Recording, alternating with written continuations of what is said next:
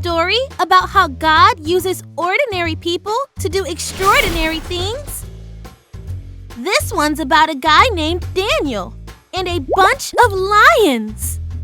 Have you ever thought it might be fun to spend the night at the zoo? Well, that does sound fun, but Daniel might not think so. You see, Daniel loved God, but he lived in a city called Babylon, where hardly anyone followed God. Daniel worked for the king and was very important.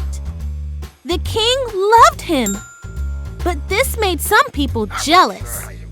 They wanted to get rid of Daniel, but they couldn't find anything wrong with him. So they came up with a scheme.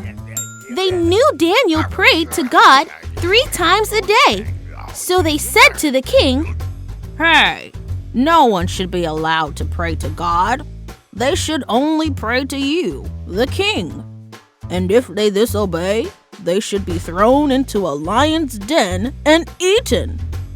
The king liked this idea because he wanted to feel important and powerful. So it became the law.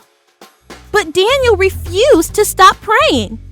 He bravely prayed where everyone could see him.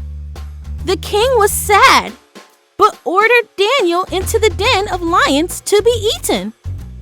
Can you imagine spending the night with a bunch of hungry lions? Yikes!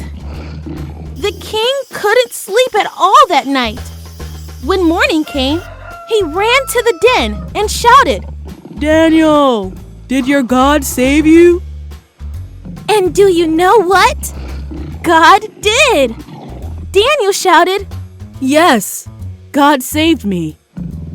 When the king saw that God had protected Daniel, he wrote a letter to everyone in his kingdom, telling them to follow Daniel's God. He wanted everyone to know that God gives extraordinary help.